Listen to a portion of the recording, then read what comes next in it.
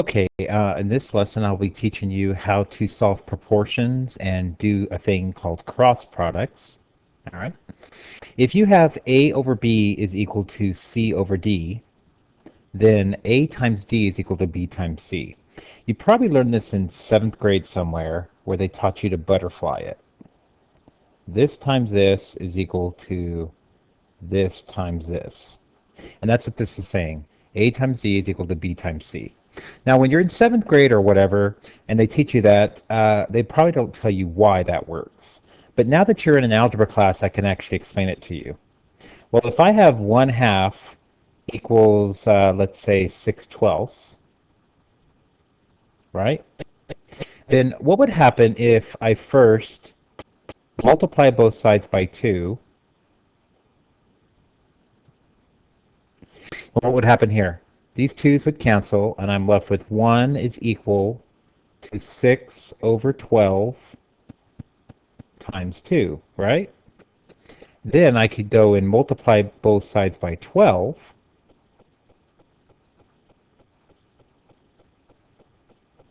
and I get 12 times 1 is equal to, those 12's cancel now, is equal to 6 times 2. Now look what happened here. I started off with 1/2 is equal to 6/12. And look what I'm ending up saying here. 1 times 12 is equal to 2 times 6. 1 times 12 is equal to 2 times 6. Now, most people say that that cross products is a trick, but it's actually not a trick. It's just algebra. So you're going to start off by, if you want to see the math behind this, if I have A over B is equal to C over D, and I multiply both sides by BD, what happens? Well, the B's cancel, and I'm left with AD. The D's cancel, and I'm left with CB, which is exactly what I'm saying here. So cross products is really just algebra, all right? Now, we're not going to go through that every time. What you want to do is start recognizing that when you have two fractions equal to each other, you can multiply their cross products. So that's what we're going to do here. I got a proportion. So butterfly it. You could actually just turn it into a butterfly. Isn't he cute? So you can actually make it to a butterfly, so you get a little art lesson on the side. But when you butterfly, you're going to cross multiply. So 6 times x is equal to 11 times 30. Okay? Then I'm going to multiply 11 times 30, which is 330. And I get 6x equals 330. Divide both sides by 6.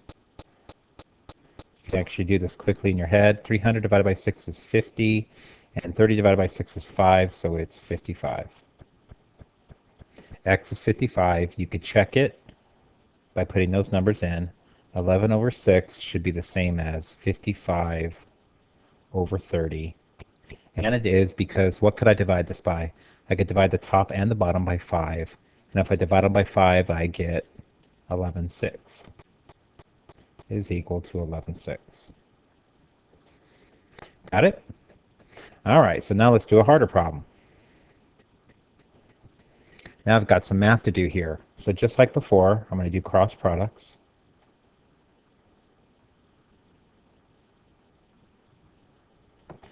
The first cross product is going to be 3 times x minus 1. Don't forget to put the x minus 1 in parentheses, because what am I multiplying the 3 by, the x or the 1?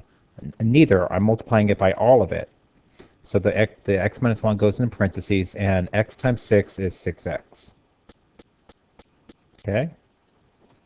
Now from here, I can distribute the 3, but I'm actually going to show you something new today.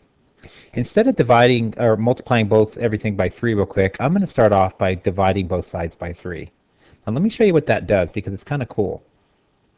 3 divided by 3 makes 1, so those are gone. And I'm left with x minus 1 equals 6x. See how much easier that was? So then how do I get rid of this x? Remember, if I chunk this, that's an x, that's a negative 1, that's a 6x. How do I get rid of this x? Add a negative x, add a negative x. What am I left with? Negative 1 equals 6x plus a negative x is 5x. Divide both sides by 5, and I'm left with x equaling negative 1/5. I'm not going to sit there and check that because it would take too much time. All right, let's do another example. Just like before, cross products.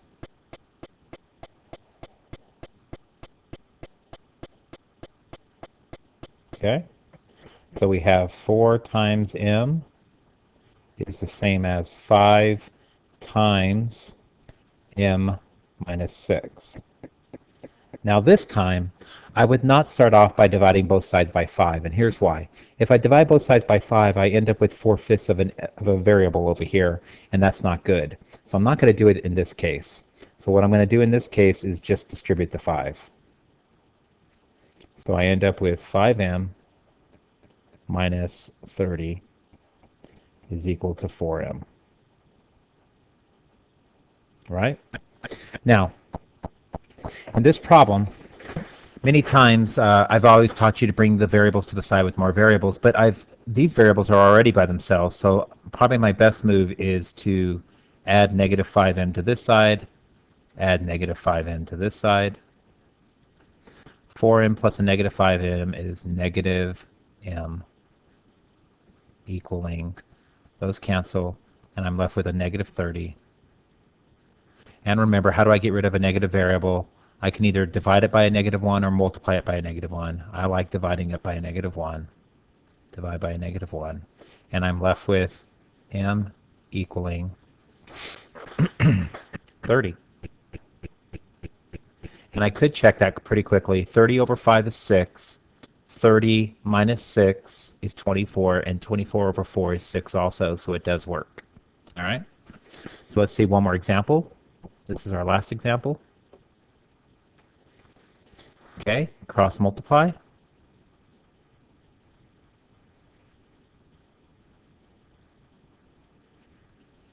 All right, what do I have?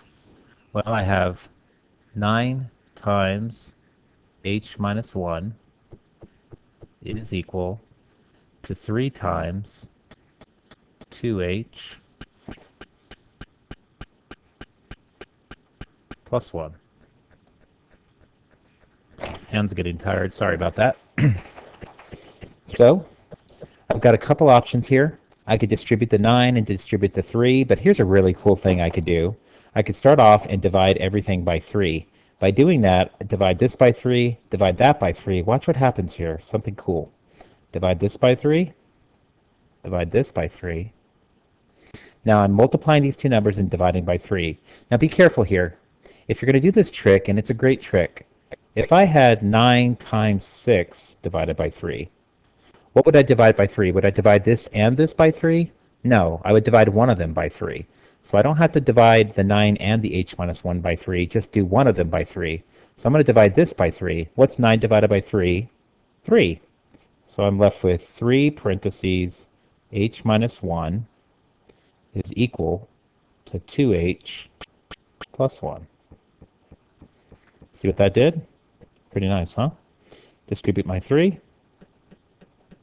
I'm left with 3h minus 3 is equal to 2h plus 1. Go ahead and do my next step. I would get rid of the 2h by adding a negative 2h to both sides.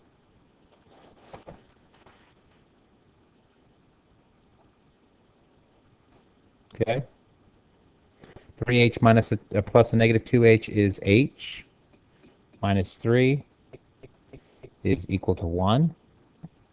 Get rid of a negative 3 by adding 3. Add 3. And I'm left with h equaling 4. You could test this really quick. 4 minus 1 is 3. 3 divided by 3 is 1. 2 times 4 is 8, plus 1 is 9, and 9 divided by 9 is also 1. So it does work. There's my answer. So there's cross multiplication, cross products. Remember this formula. Anytime you see two fractions equal to each other, you can cross multiply. If someone tells you, well, that's just a trick, tell them, no, my friend, that is not a trick. That's just algebra. And also, here's a beautiful picture of a butterfly. Enjoy.